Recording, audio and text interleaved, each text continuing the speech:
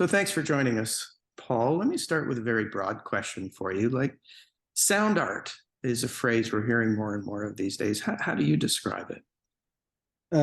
Wow, that's a big question to go in with, but I like it. It's nice. So for me, I think sound artists are people who use sound as a material, in the same way that painters would use paint as a material. But it's such a broad kind of term, which encapsulates many different types of practices, which are quite interesting. And there's many porous and blurred lines between kind of these, I suppose, what you'd call conventional genres of music, and then things that are on the fringes of that that bleed into and out of sound art.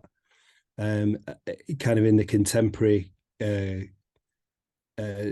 definition of it, I suppose. But I also think that people miss the fact that sound art is historic, and that people have been working with sound as a medium and in artistic ways outside of the conventions of music for a long time. I think probably prior, definitely at the start of the kind of industrial recording revolution, when things could be captured and manipulated, and people have been doing that immediately. Pretty much as immediately as things got captured, people were taking those things and trying to crack them or move them or manipulate them in some ways. So it's that kind of intersection between sound as materiality of sound, instrument building, lived environment, listening, and all those kind of fractures and lacunae that exist within those kind of spaces where, in terms of art practice, thinking conceptually about materials, and that's, I suppose, that's where sound art kind of sits within those little gaps, and then it's kind of forged out, I think, lots of interesting academic work around listening, and it's forged out a space in sound studies as well, which is trying to think about sound and society, sound and people, and sound and ecology. So lots of the kind of trajectory of our Murray Schafer's work and that kind of stuff, I think, has massive resonances in the work that people are doing. Where we take field recordings and then using them as material to work from. The kind of stuff that Framework Radio is doing, and Claire Rousey, and there's a few people who are kind of moving into those kind of interstitial spaces, I suppose, where you've got these nice textures happening, but you've also got kind of melodies moving in and out of those spaces as well. So, but yeah, I mean, and sculpture, and it goes, the kind of list goes on. So, but I think the fundamental answer to that question for me, going back to the beginning, is using sound as a material of not just of composition, but of as using sound as a material to work with. You raise an important point about the history, that this is not a new phenomenon. It goes back more than 100 years. As long as there have been radio broadcasts, there have been artists incorporating radio broadcasts into new work. And yet it seems to have taken on a particular relevance, it seems to me, right now. And I wonder if you agree, and if so, why do you think that is?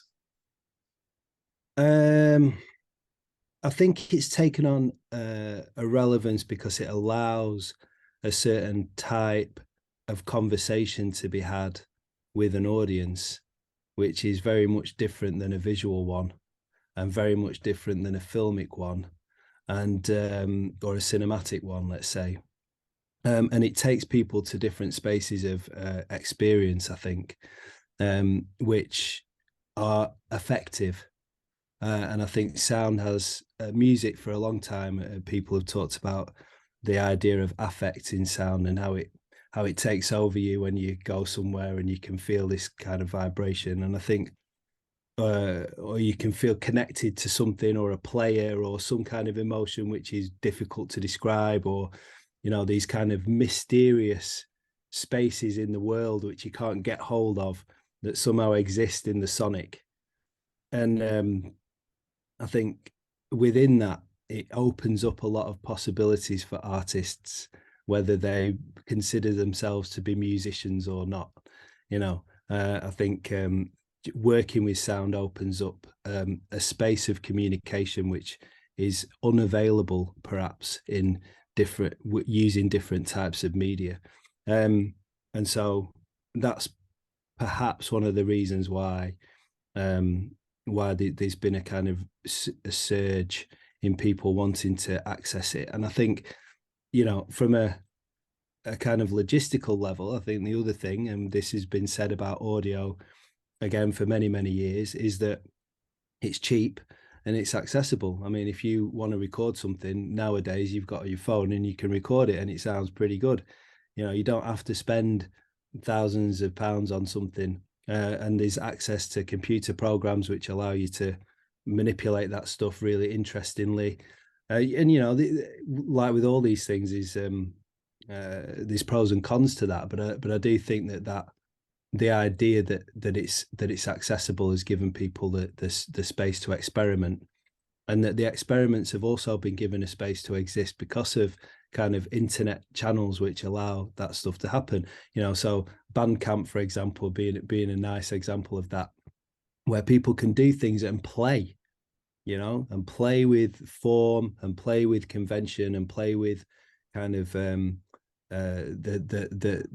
kind of bricolage their existence, because there's things around them that they're recording and playing with, and they can put it somewhere, and people can access it. And I think that's also perhaps made a difference. And I think the other, maybe third thing, is that there's been an acceptance of it in gallery spaces.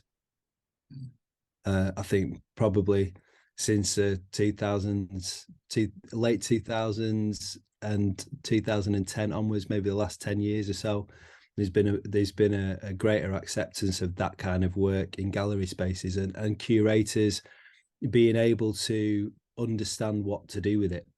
The more sound work enters those spaces, the more experience people get dealing with it, and so therefore the easier it becomes to accommodate those things, and for shows to be not to be built around them, but for them to have a combinatory communication to the audience. So they, you know, they don't have to just be in a room with some headphones. If you're making a sound piece, it can be something else, and it can intersect and be in dialogue with other things that are in that space. So I think, you know, so I think that's probably made a difference. And I also think there's probably been a few more courses, I think the academic side of it has allowed people to study it seriously and to really think about what it is that they're doing when they're working with sound. You know, so especially in the UK, I think, you know, and all over the world, but I think there's been centres of sound study set up in different spaces in the world, which are connected to conservatoires, but not quite conservatoires.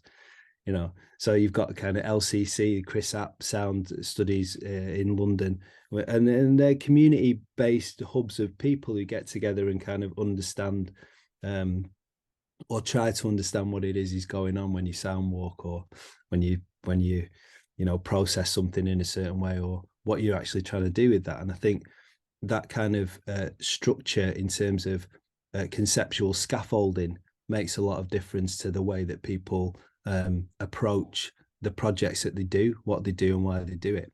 And I think that also has an impact on community. You know, the man in the street, so to speak, kind of accepting that stuff and going, oh, what's going on here? That's quite interesting. Like, you know, in a way that maybe wasn't there previously. It's a little bit like the way people talked about electronic music in the early days, that there is a kind of mainstreaming almost of this work that's got multiple elements to it, just as you say. Mm. Yeah, I think so. I mean, I think there's maybe maybe still a way to go, obviously, but with some of the more challenging durational stuff.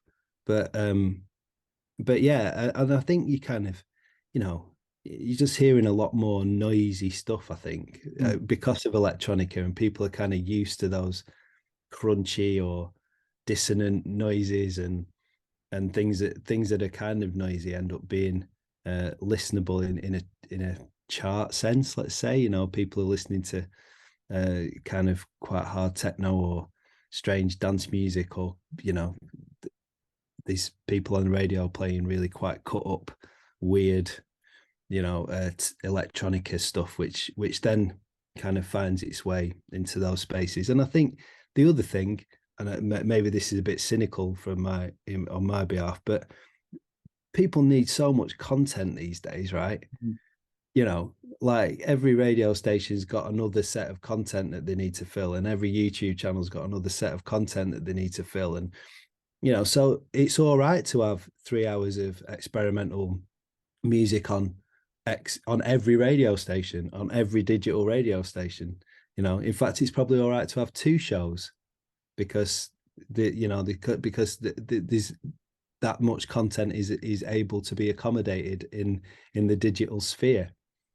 But that's Whereas, such a that sorry to interrupt, but that's such a no, double-edged sword for artists like yourself, because the plethora of content and material, never easier to make music, never more difficult to get it out there. yeah, for sure. I mean, it's easy to put it somewhere, but it's not easy for it to cut through, you Mm. know. And it's not easy for people to find stuff, I think, you know. How do you get it to someone, you know? I think that's really, really, really tricky. But whether or not, I don't know. But on a personal, very, very personal level, and you know, literally speaking for myself, I don't really think about that as I'm doing it, or when I'm doing it, or anything particularly. I don't have that in my mind Yeah. at So all. what? Tell Yeah. us about what your motivation is, and how you describe your practice. How does your work live in this packed space of incredible, fascinating work? Yeah, it is. It's a very difficult question. How does it live there, and what's it about? I think so. I started by being really interested in records and using records, and I'm still kind of on that tip, I suppose, because I'm fascinated by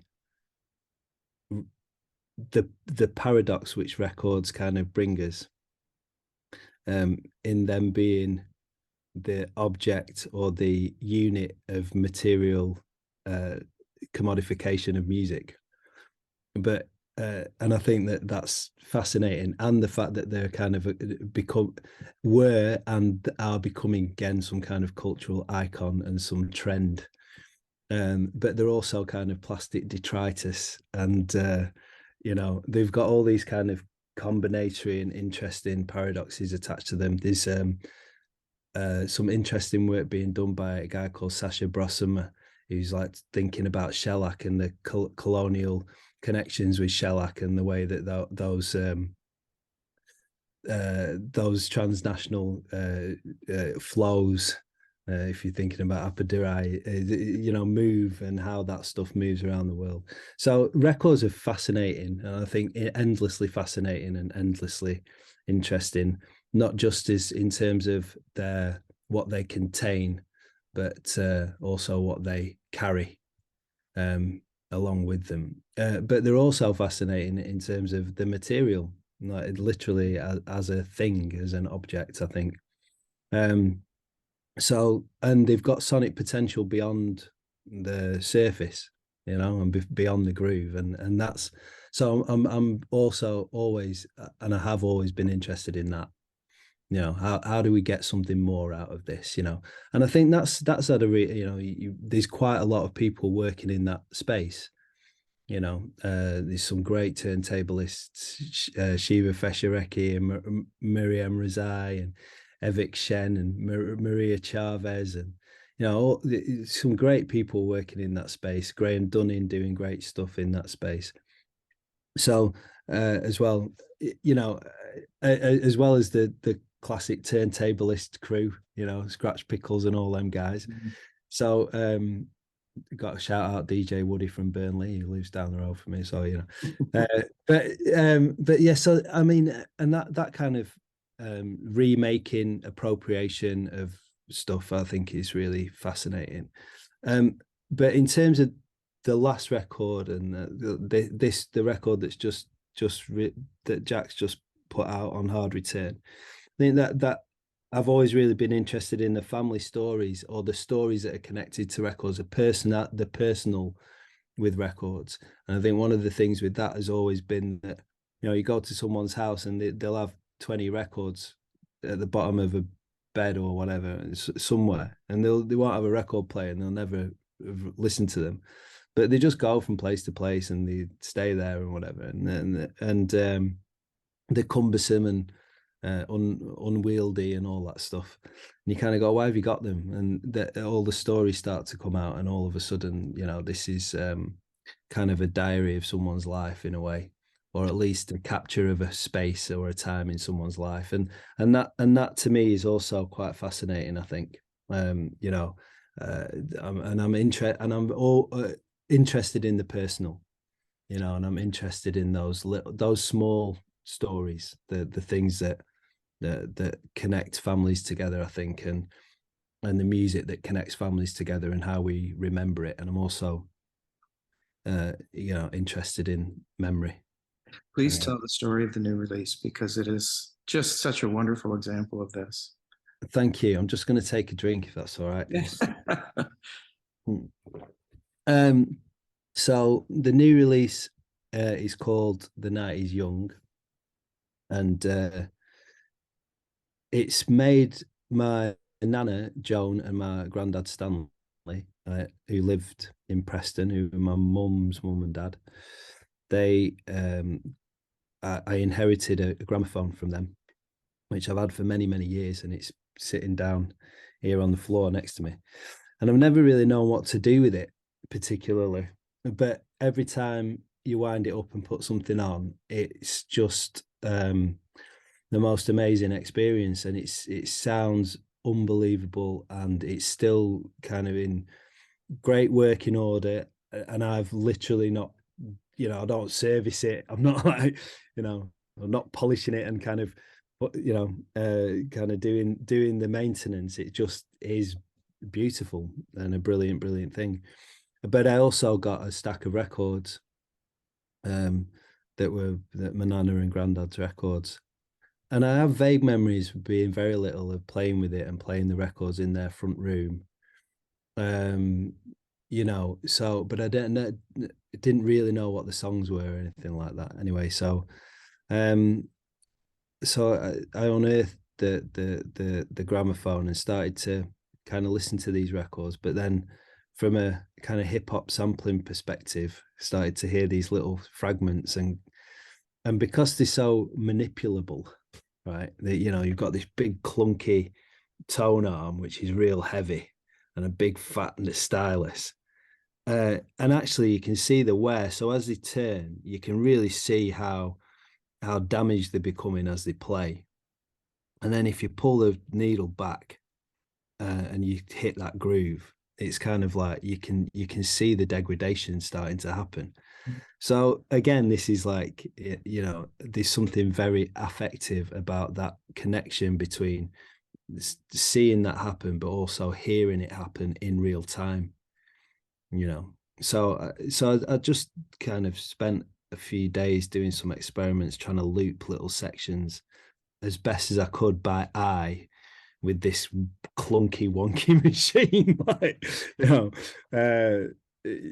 So, and then just recorded the results really, and tried to keep it as kind of as raw as possible.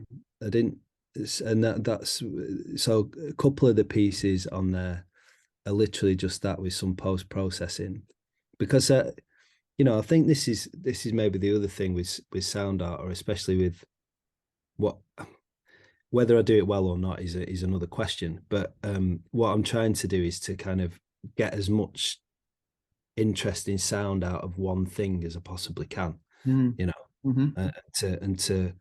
to try and exhume the layers of it as best as I possibly can as well.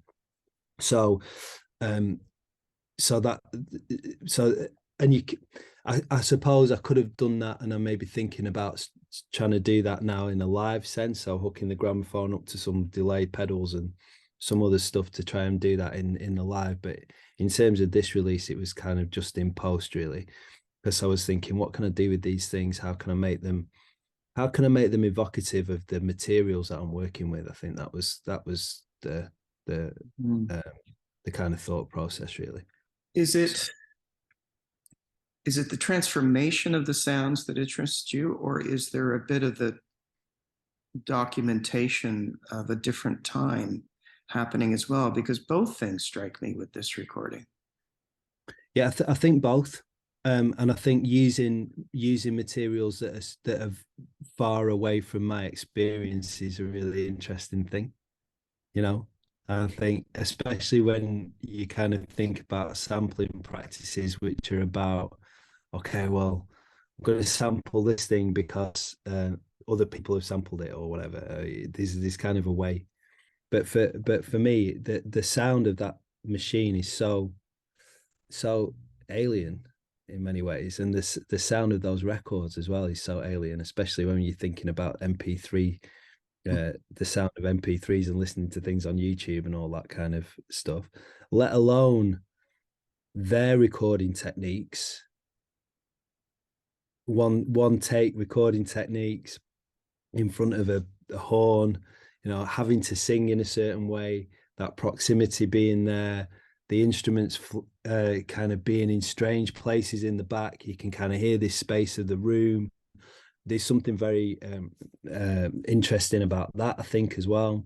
And the shape of the songs, the structures of songwriting, which have changed so dramatically, but still within that 4 minute or that 3 minute period or whatever. But starting a song with no vocals, with kind of setting up the melodic elements of a song, then move into a vocal part, then move into a choral part, then going back to just the instruments playing the melodic line, and then going back to the vocals after that. So shifting the structure of kind of the pop song, because these things were sold as kind of pop songs, I suppose, of the time. So all that stuff is fascinating, really. The kind of the strangeness of voice in terms of the types of voices that we hear now. This kind of post-human processed voice through the pitch shifting and what I can't remember what they call it.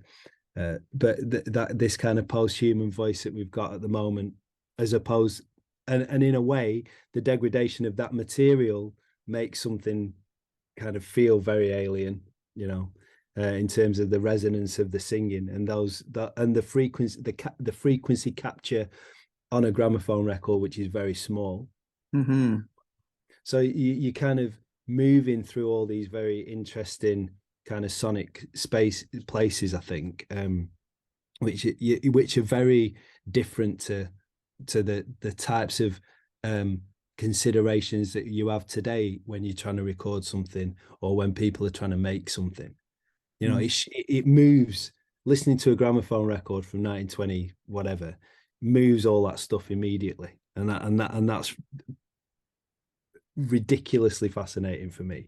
And then you kind of bring it back into the computer and you go, how can I make this contemporary again? Or in some way contemporary, or at least close that gap. You did something very similar with your 2018 work. You Sound Like a Broken Record. Oh yeah, which had a very similar kind of personal piece to it, right? You were asking people to give you a record yeah, that was meaningful. yeah, correct. Yeah, yeah, and carve. So with those, I was carving personal stories. So someone would give me the record and tell the story. of the record, and then I carved those stories back onto the surface of the record to kind of create a palimpsest. But that was also about, you know, just that record's materiality and the uniqueness of that materiality, but also this kind of idea of the personal stories, you know, which is very much at the core of kind of what I'm trying to do, I suppose, or just what I'm I'm just kind of interested in the sound of that, and the sound, I suppose, this kind of imagined sound of memory, right? Mm. That's, you know, and how songs evoke memory and are effective in that way, massively, but also how that is fragile, changes, is in doubt, is constantly ambiguous, is in relation to all these other interesting entanglements of different types of media, of your family, your peers, your space, your the life experiences that you've had, the technologies that those things are played on, the way in which other people talk about them, the entanglements of power and industry, and the movements through those things, and environment, and, you know, radio shows and whatever it is. So there's all these interesting, you know, enmeshments, entanglements, palimpsestic kind of layers of things. And I suppose more than anything, what I'm trying to do is get to a bit of that, you know, which is, you know, mission impossible, right? But you've got to kind of start somewhere, I suppose. What's next for you? I have no idea, to be honest. Yeah, I'm not sure at the moment.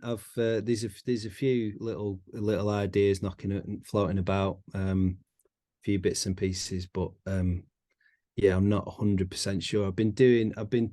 So I did an album in 2020 called Cobblestones and Kitchery, and I've been trying to do that live, so bits of that live. So I've kind of moved into that space because I'm not, and that's been brilliant, and fascinating, and really great. And I've done 3 gigs, and I've enjoyed every one of them massively. I've been unbelievably scared before each one, to the point where my wife said to me, "What are you bothering doing this for if it gets you into this kind of state of anxiety?" But then when I've done it, it's been ace, and I've really enjoyed it. So perhaps a bit more of that in the future. Yeah, so there's a couple of things that, what else am I working on? I've got a thing which is going to be on Camp Radio, Camp FR, which is called the Illuminated Sonic Essays, where I'm trying to take academic papers with the author of that paper and kind of do some sound work around them, because there's quite a lot of great writing about music, or sound art, or sound and listening. And you know, I thought it'd probably be best presented with sound. So so I'm working on that at the moment, trying to put a couple of those together for them. And yeah, but in terms of my own stuff, I'm gonna just not take a rest really, but just kind of lay back and see what comes. You know, yeah, let's see what comes up next. Can't wait. See what materials I can find to play with. Basically, I think that's the next thing. Yeah. Thanks, Paul, very much.